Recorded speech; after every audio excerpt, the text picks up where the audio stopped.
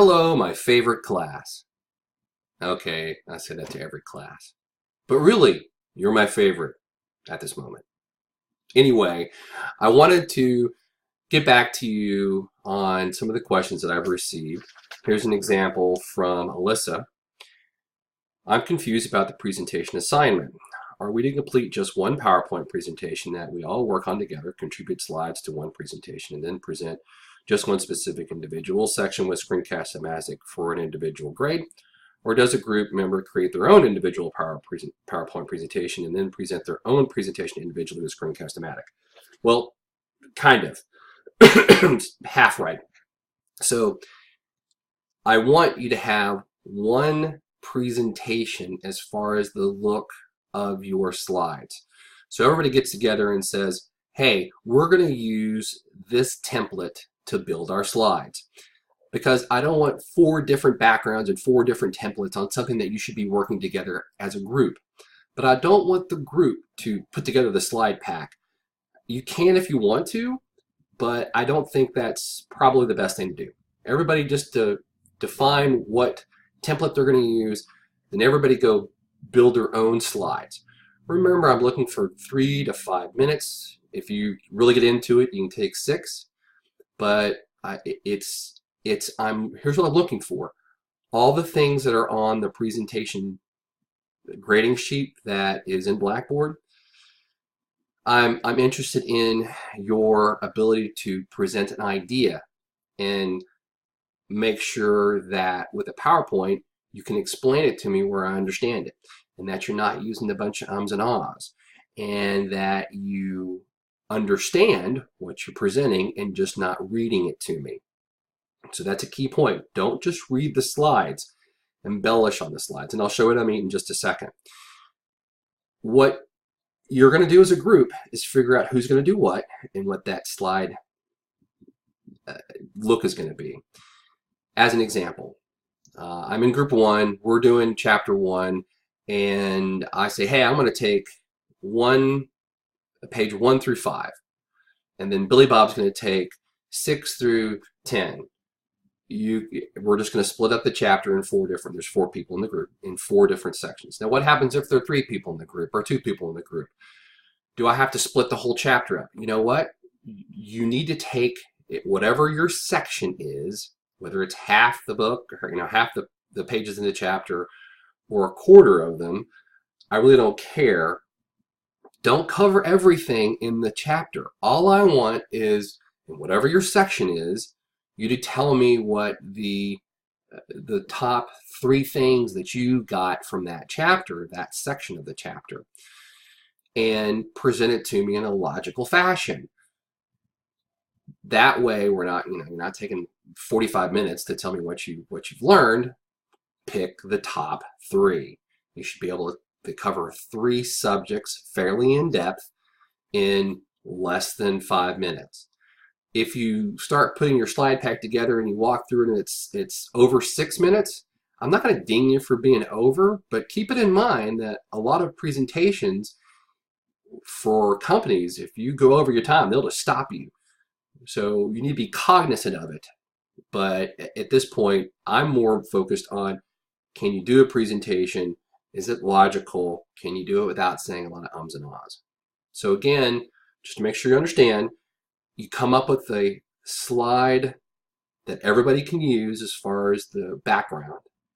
You build your own slides and you present it your own self. One thing that I want to make sure that you understand with Screencast-O-Matic is that you have the opportunity to save it to YouTube. That is the best way to do it, because then you can just post the link to YouTube and I don't have to download the presentation, which saves me a ton of time and aggravation. So again, download it to YouTube is an option for Screencast-O-Matic. I think it's the very bottom when you save it. Put it to YouTube. You have to use your YouTube credentials. If you don't have a YouTube account, hey, now it's time to give it the 21st century. Go ahead and get one and save it. And then just put the link in Blackboard. Don't download the whole video because that just takes time and it's aggravating. So hopefully you guys are going to get that part. So let me show you what I mean. And I had a presentation here. Yeah, I don't anymore. So here's my presentation on Ronald Reagan. Why do you want to kill the education department? I've embedded a video. I don't expect you to do it. As a matter of fact, I don't want you to do that because it'll take too much time, and that's kind of cheating. So I don't want a video, but that's just my next slide. Now, you see how this slide popped up, and it has a heading, the Department of Education, and then it has a bullet point, Department of Health, Education, and Welfare. So the point of this slide is, back in 1980, Jimmy Carter, which is the next thing here, when he became president, he got the National Education Association's endorsement for president, which is the first time they ever did that, on the promise that he would make a separate cabinet level appointee and make the Department of Education. The Department of Health, Education, and Welfare is what it used to be, but now they've pulled the Department of Education out. And probably most of your lives, you've always had the Department of Education, but since the 1980s and before, it was always a part of the Department of Health, Education, and Welfare. So you see how that popped up. The reason why I what's called animate the slides is because it's easier for you to do the presentation because it keeps you in track and in line and there's not a whole bunch of text up there all at once. It's also easier on the person that you're presenting it to because it keeps them focused on one idea at a time logically as you progress through. It's under the animation tab in PowerPoint, and there's a truckload of videos to learn how to do it. It's pretty simple. So the Department of Education began in 1980, and they had 6,400 employees and a $14 billion budget in 1980.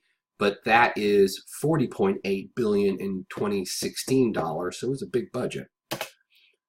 And the Department of Education's mission is promote student achievement, blah, blah, blah. And I'm going to just walk you through so you can see how some of these points pop up.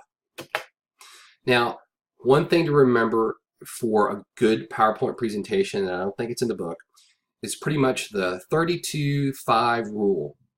The 32-5 rule is you want to have 32 point size font or larger, so it's easy to read, and a font is the size of the actual individual letters, and you want to have no more than 5 points on a slide. I've had a lot of people that say, hey, you only need 1 point on a slide. That's up to you, but no more than 5 because it gets too busy and you lose the audience. Okay, I've kind of showed you what a presentation looks like. You know how to use Screencast-O-Matic now, hopefully, and you're going to save the video that you make in YouTube so you can just post a link to that video instead of the whole video in Blackboard. Save me some time and aggravation, please. And you know that everybody needs to make their own PowerPoint slides and do their own presentation just from a base slide that everybody's using. One other thing I'd like you to know is that this is video 91. Video 91. Write it down. And I appreciate your time. And no matter what I can do, I can't keep this thing under 9 minutes. Thanks. Bye.